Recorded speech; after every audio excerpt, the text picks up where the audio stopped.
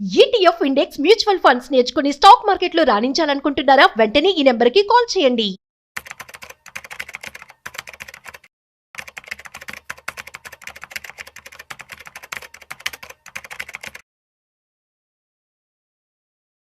మన Indians mostly invest చేసేది either స్థలం మీద లేకపోతే గోల్డ్ మీద.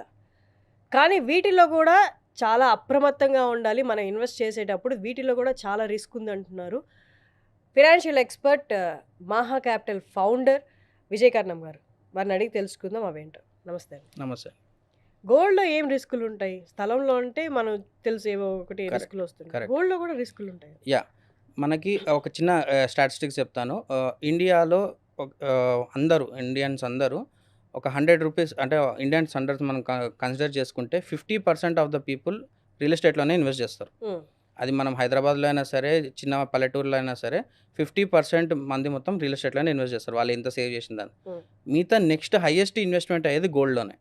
15% గోల్డ్లో ఇన్వెస్ట్ చేస్తారు. సో మనకి చాలా మటుకు స్కామ్స్ అనేవి రెగ్యులర్గా చూస్తుంటాము. రియల్ ఎస్టేట్లో ఎలా అవుతున్నాయి, గోల్డ్లో ఎలా అవుతున్నాయి అనేది.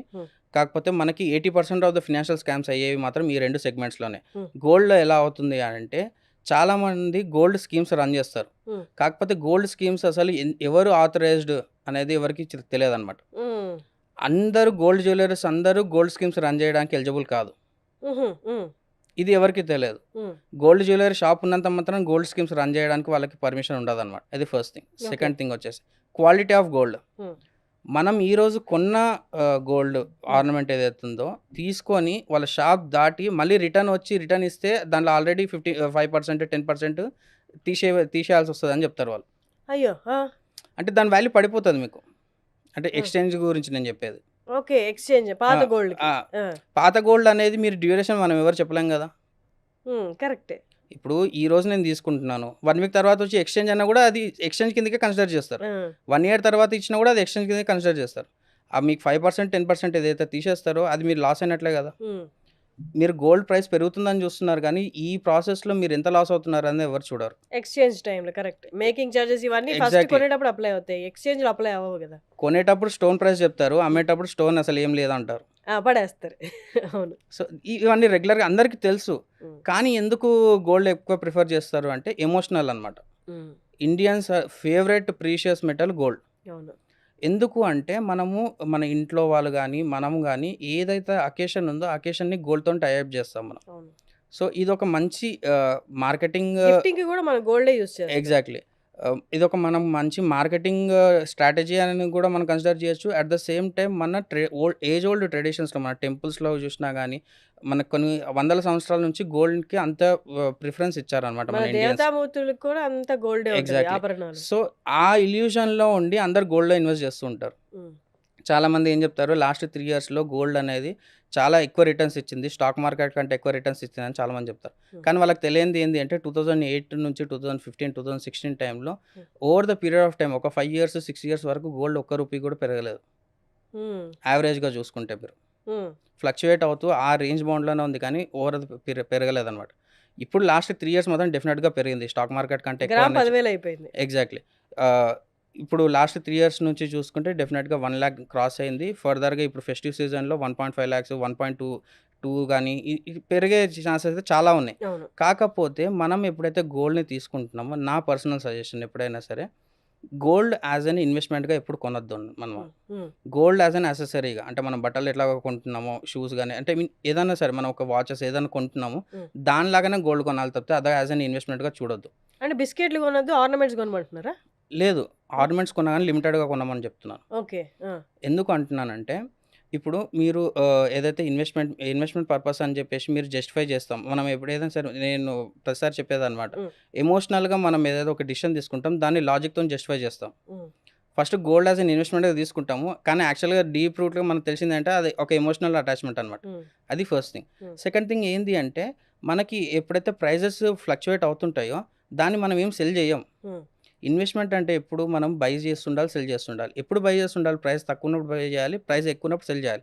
గోల్డ్ మనం ఆర్నమెంట్స్ కొంటాం కానీ సెల్ చేస్తామా? వరస్ట్ ఆఫ్ ద వరస్ట్ కండిషన్స్లో మాత్రమే సెల్ చేస్తాం. సేల్ కూడా చేయం కానీ తాకట్టు పెట్టుకుంటాం. అది లోన్స్ అనమాట. దానికి మళ్ళీ ఇంట్రెస్ట్ కట్టాల్సిందే కదా. సో అది ఇన్వెస్ట్మెంట్ ఆపర్చునిటీ అనేది చాలా తక్కువ.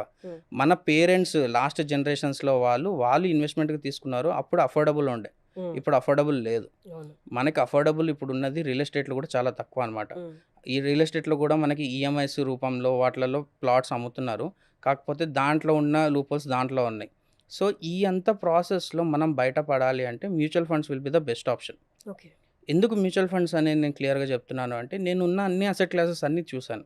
అన్ని అసెట్ క్లాసెస్లో ఎంత పర్సెంటేజ్ ఆఫ్ రిటర్న్స్ వస్తున్నాయి మనం తీసుకొని చూస్తే, లాస్ట్ 25 ఇయర్స్లో మనం చూసుకుంటే రియల్ ఎస్టేట్ కానీ గోల్డ్ కానీ 10% CAGR అంటే కాంపౌండింగ్ యాన్యువల్ గ్రోత్ రేట్ అంటాం, 10% ఎప్పుడూ దాటలేదు. కానీ మనకి మ్యూచువల్ ఫండ్స్లో ఈక్విటీ మ్యూచువల్ ఫండ్స్లో మనం చూసుకుంటే 12%, 15% CAGR వచ్చినాయి. ఒక చిన్న ఎగ్జాంపుల్ ఏంటి అంటే 1990స్లో 1991స్లో ఎవరైతే 1 lakh కానీ 10 lakhs కానీ ఇన్వెస్ట్ చేసిన వాళ్ళు ఇప్పుడు అది 50 lakhs కానీ 1 crore కానీ ఈజీగా అయిపోయినాయి అనమాట. సో మనకి గోల్డ్లో అంత డ్యూరేషన్ మనం ఉండగలుగుతామా? ఉండలేం. ల్యాండ్లో ఉండగలుగుతామా? ఉండలేం. ఎందుకు మనం ఉండలేము అంటే దాన్ని కన్స్యూమ్ చేస్తాం మనం. అంటే గోల్డ్ని మనం కన్స్యూమ్ చేస్తాం, గిఫ్టింగ్ పర్పస్లో ఇస్తాం, లేకపోతే ఈరోజు మన పేరెంట్స్ ఎవరైతే పెద్దవాళ్ళు ఉన్నారో వాళ్ళ కూతుర్లకి గిఫ్ట్ లాగా ఇవ్వడానికి తీసుకుంటారు. అండ్ ల్యాండ్ ఉంది అంటే మనం దాంట్లో ఉంటాం. సో అది ఇన్వెస్ట్మెంట్ కిందకి రాదు, అది కన్స్యూమబుల్. సో ఈ డిఫరెన్సియేషన్ అనేది చాలా మందికి తెలియదు అనమాట. అండ్ రియల్ ఎస్టేట్లో ఇంకొక మేజర్ డ్రాబ్యాక్ ఏంటి అంటే, మనం అందరం ఐటీ కడతాం, అందరం ట్యాక్సెస్ కడతాం కదా. ట్యాక్సెస్ కట్టిన వైట్ మనీని తీసుకెళ్ళి బ్లాక్ మార్కెట్లో పెడతాం మనం. రియల్ ఎస్టేట్లో మనకి బ్లాక్ మనీ ఎక్కువ రొటేషన్ అవుతుంటుంది.